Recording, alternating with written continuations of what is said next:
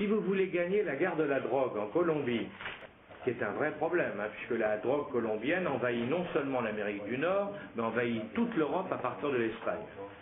Bon, si vous voulez gagner la guerre de la drogue, le problème n'est pas de détruire les plantations, le problème n'est pas de tuer les rébellions qui vivent de l'argent de la drogue, le problème est d'offrir aux paysans de quoi remplacer la production de la drogue avec suffisamment d'argent. Le problème de l'Afghanistan, c'est exactement le même. Si la culture du pavot en Afghanistan est redevenue florissante, actuellement l'Afghanistan est le plus gros producteur de drogue au monde. Bon, depuis, quand il y avait les talibans, je ne suis pas en train de vous dire que les talibans sont des gens bien. Quand il y avait les talibans, il y avait pratiquement plus de production de pavot en Afghanistan. Il est vrai que les méthodes utilisées pour l'arrêter étaient des méthodes terribles puisqu'on tuait les gens. On a voulu en Afghanistan imposer un système qui était le nôtre. Le résultat, c'est qu'il n'y a jamais eu autant de production de drogue. Pourquoi? Parce que le paysan afghan qui n'a rien du tout, la seule chose qui lui rapporte un peu d'argent, c'est la drogue. Donc, il faut bien arriver à comprendre aujourd'hui que la solution économique des problèmes est de loin la meilleure.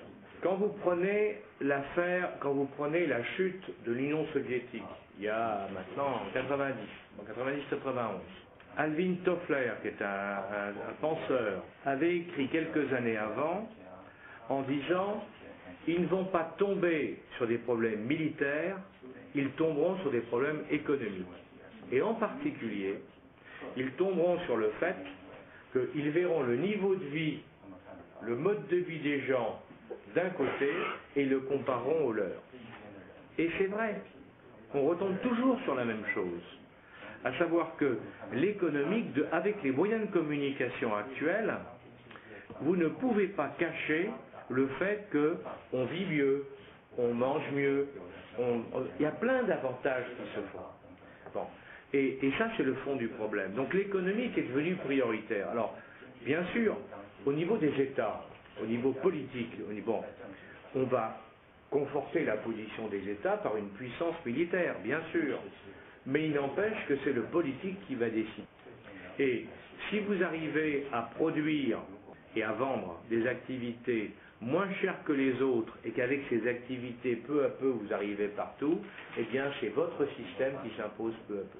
C'est pour ça, d'ailleurs, que moi, je crois personnellement que les pays émergents d'Asie vont prendre une part de plus en plus importante, la Chine, bien sûr, mais d'autres pays également. Moi, je pense à l'Inde, je pense à l'Indonésie, je pense à un certain nombre de pays qui vont devenir de plus en plus importants parce qu'ils vont apporter des réponses économiques performantes au niveau international et à partir de ce moment-là, ils trouveront des clients. Or, trouvant des clients, eh bien, ils seront payés, ils auront de l'argent en plus de leur production interne et ça les développe, ça contribuera à leur développement. Donc, je suis convaincu que l'économique est la clé du futur. Je ne suis pas pour autant, il faut le préciser quand même, je suis par contre, personnellement, mais ça c'est vraiment personnel, totalement opposé aux dérives financières auxquelles on vient d'assister en Occident, en particulier, au niveau bancaire.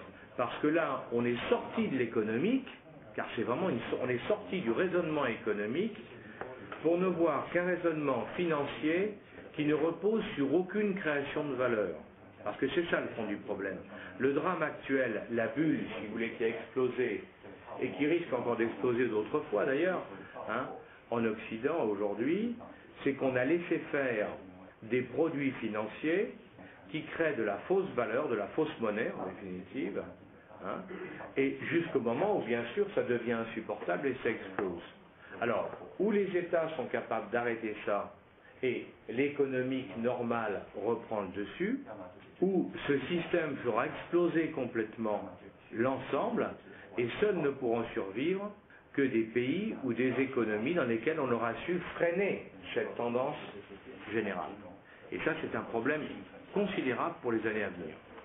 Entre parenthèses, l'Europe prend des mesures de protection, mais l'Europe n'a pris aucune mesure légale pour empêcher ce type d'opération. Les Américains prennent des mesures de protection, mais ne prennent aucune mesure légale pour l'empêcher. Ce qui veut dire que le système étant redoutable, eh bien, on va continuer et que ça recassera de nouveau dans quelque temps. Seulement, comme il y aura moins de moyens financiers, parce qu'on a consommé tous les moyens pour sortir de cette crise, à ce moment-là, les Occidentaux ne s'en sortiront pas. D'où d'ailleurs l'intérêt de voir ce qui se fait de l'autre côté. Si on voyait les pays asiatiques aller dans le même chemin, ça serait dramatique. Si les pays asiatiques ont la sagesse, ou les pays émergents, si vous voulez, ont la sagesse de ne pas rentrer dans ce système et de rester en dehors, alors l'avenir est à eux. Merci. Monsieur Chiao, je propose qu'on conclue. Merci Alain. Merci.